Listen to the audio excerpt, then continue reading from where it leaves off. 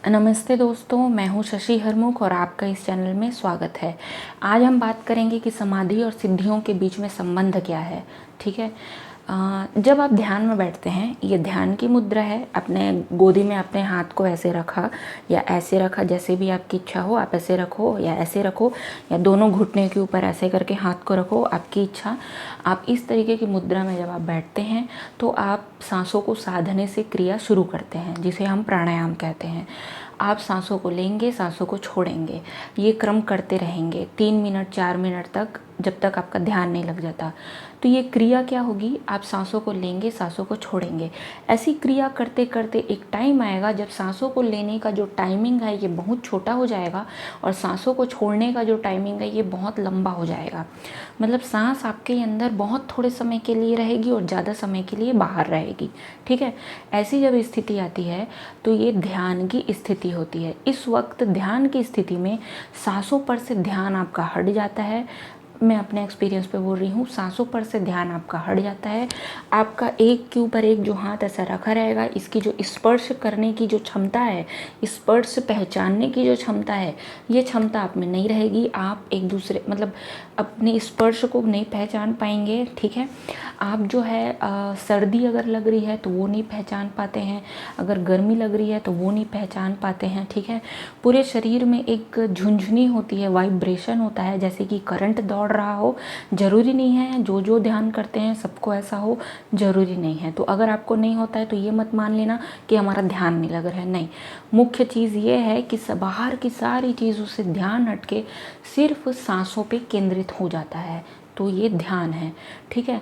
एक टाइम के बाद जब ध्यान में और भी ज़्यादा आप गहरे उतरोगे तो आपका ये सांसों पर से जो कंसंट्रेशन है वो भी हट जाएगा। बाहर से तो कंसंट्रेशन शरीर से हटा ही है, बट ये सांसों पर से भी कंसंट्रेशन हट जाएगा। आपका ये कंसंट्रेशन आप किसी और ही स्थिति में पहुंच जाओगे। मैं किसी ऐसी जगह पे पहुंची थी जिसके चारों तरफ अंधेरा था। ठीक है। ये अंधेरे के बारे में मैं कभी और बताऊंगी, बट अभी मैं ये बता रही हूँ कि जब ध्यान की बहुत ही गहरी स्थिति जब हम पहुँच गए थे, हम पहुँच जब जाते हैं तो वो जो होती है समाधि की स्थिति होती है। उस वक्त आप सिर्फ एक चीज़ से कनेक्ट होते हो। आपने अपने सांसों पर से ध्यान हटा लिया, बाहरी वातावरण से ध्यान हटा लिया, अपने सेंसेस से ध्यान हटा लिया, सुनने की, देखने की, महसूस करने की, इस तरीके के सेंसिंग से आपने पूरी तरीके से खुद को मुक्त कर लिया। तो बचा कौन? सिर्फ एक परमात्मा, पर ब्रह्म, सत्य, यूनिवर्स, ब्रह्मांड, जो बोलना चाहो, उस परम शक्ति पर ही आपका ध्यान केंद्रित हो जाता है। जब बाकी सबसे छूट के, तो वो जो चीज़ होती है वो समाधि की अवस्था होती है। ठीक है।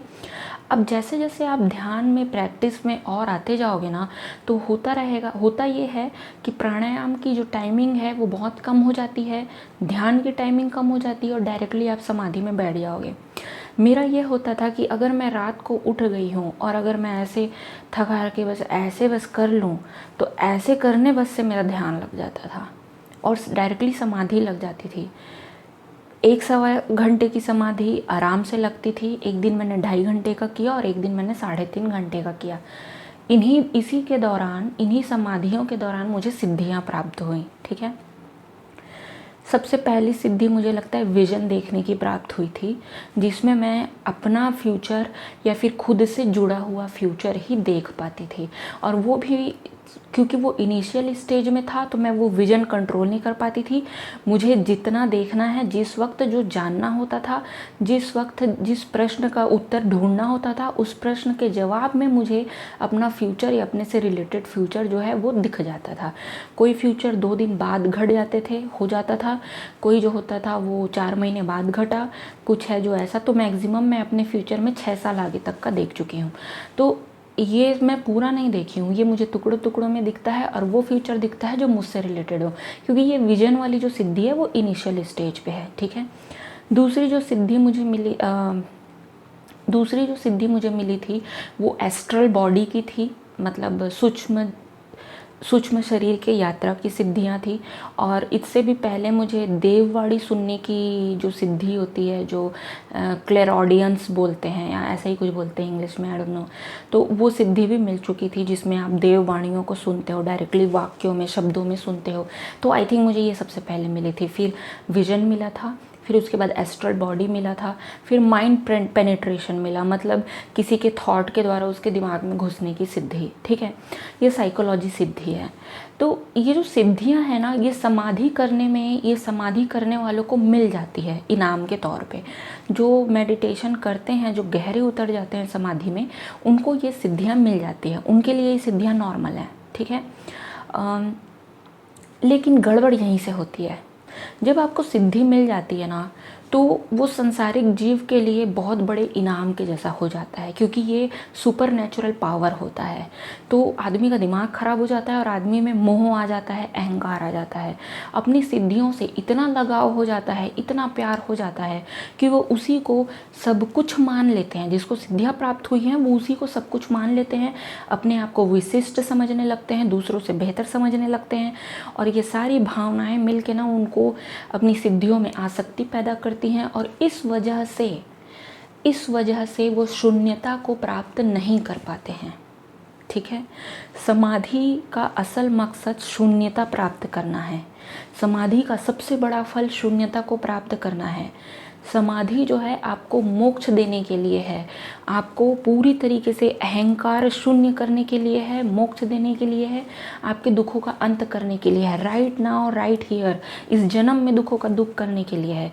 लेकिन आपने सारे दुखों से अपने आप को छुड़ाया, अपने आप को बंधन मुक्त किया, और जब समाधि किया, जब आपको हाईएस्ट फ्रूट मिलना चाहिए था अपनी साधना का, तो आपने एक कदम पहले ही आके अपनी साधना को रोक दिया। सिद्धि मिलते ही आप पगला गए, आप उसके मोह में पड़ गए, आप उसके ऊपर आसक्त हो गए, अहंकार से भर गए, आपने दूसरों के साथ खुद को कंपैरिजन करना शुरू कर दिया, और बस वहीं पे आके आप जम गए हो, बस सिद्धि कर रहे हो बस, और कुछ नहीं कर रहे हो।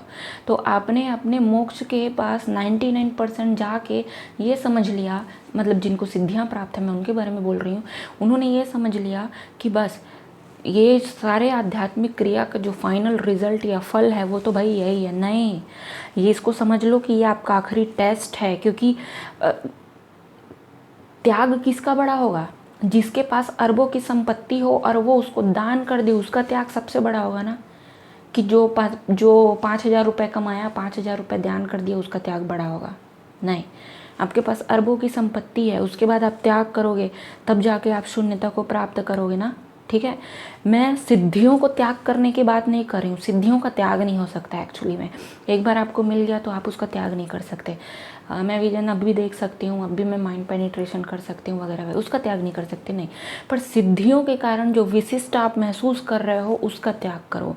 जो आपको लगता है कि आपके जैसा कोई दूसरा हो नहीं सकता, इस सोच का त्याग करो। आपके अंदर जो अहंकार है सिद्धियों की वजह से, उसको त्याग करो। आपकी ये जो सिद्धि है सिर्फ यही बड़ी सिद्धि है, ऐसा सोचना भी, इसका भी त्याग कर दो, ठीक है। दूसरों के साथ कंपेयर कर रहे हो, बहुत लोगों को मैं देख रही हूँ कंपेयर कर रहे हैं, तो ये सब करना छोड़ दो और सिद्धियों से परे जाके सोचो, सिद्धियों के ऊपर जाके सोचो। और अध्यात्म का समाधि का सबसे हाईएस्ट फ्रूट जो है वो है शून्यता की प्राप्ति, मोक्ष की प्राप्ति। और वो तब मिलेगी जब आप बाकी सारी चीज़ों की चाह को छोड़ दोगे, इच्छा को त्याग दोगे। जब शून्य हो जाओगे तब जाके आपको समाधि मिलेगी। तो वहाँ तक पहुँचे बिना खुद का डिंग मत हाँको और डंका मत बजाओ कि हाँ मैं समाधि का मेडिटेशन कर लेता हूँ या कर लेती हूँ, या मेरा कुंडली जागरण हो गया, या मेरा फलान हो गया, मेरा ढकान हो गया। ये सब डंका बजाने की ज़रूरत नहीं है। Get real. शून्यता जब तक नहीं है तब तक कुछ नहीं है। दूसरों का दुख, आप भी दुखी हो, दूसरे भी दुखी हैं। आपने स्वयं को लेके दुख पाले हुए हैं, दूसरों ने दूसरों को लेके दुख पाले हुए हैं, बस, और ज़्यादा फर्क नहीं है। तो फिर भ्रम में रहने की ज़रूरत नहीं है। तुरंत अपनी सिद्धियों के ऊपर जो मोह है उसका त्याग कर दो, ठीक है। आई बात समझ में? समझ आ गई होगी बात तो तुरंत फटाफट लाइक कर दो, वरना डिसलाइक करने वाले तो होंगे ही। चलो ठीक है, बाय बाय, बाद में मिलते हैं, अगले वीडियो में मिलते हैं। वीडियो में कही गई बात अगर आपको अच्छी लगी हो, बात समझ आ गई हो, तो तुरंत फटाफट वीडियो को लाइक कर दीजिए। इससे मुझे पता चलेगा कि आपको बात समझ आ गई है। अगर वीडियो से आपको फ़ायदा मिला हो तो फिर ये फ़ायदा अकेले अकेले मत लीजिए, अपने दोस्तों को और परिवार वालों को शेयर कीजिए। अगर वीडियो के बारे में कोई भी कमेंट आपको करना हो तो कमेंट बॉक्स में लिखिए कौन सी बात अच्छी लगी, या उससे रिलेटेड कोई एक्सपीरियंस आपके पास है तो वो शेयर कीजिए। और अगर अध्यात्म से रिलेटेड या किसी भी प्रकार का कोई भी क्वेश्चन अगर आप पूछना चाहते हैं तो वो भी कमेंट बॉक्स में क्वेश्चन पूछ लीजिए। अगर सबके सामने क्वेश्चन नहीं पूछना चाहते तो इंस्टाग्राम में आके मैसेज करके मुझे वहाँ क्वेश्चन पूछ सकते हैं। मैं अपने इंस्टाग्राम का जो लिंक है वो नीचे डिस्क्रिप्शन बॉक्स में दे दूँगी, आप वहाँ से जाके मुझे फॉलो कर लीजिए, ठीक है। और हो सकेगा तो मैं आपको जवाब वहाँ दे दूँगी या फिर मैं क्वेश्चंस के लिए अलग से वीडियो बना दूँगी, ओके। अगर अभी तक आपने मेरा चैनल सब्सक्राइब नहीं किया है तो आप सब्सक्राइब कर दीजिए, और सब्सक्राइब करेंगे तो बेल आइकन को दबाना मत भूलिएगा, इससे आपको नोटिफिकेशन मिलते रहेगा, ठीक है। तो फिर चलते हैं, मिलते हैं नेक्स्ट एपिसोड में। Thank you.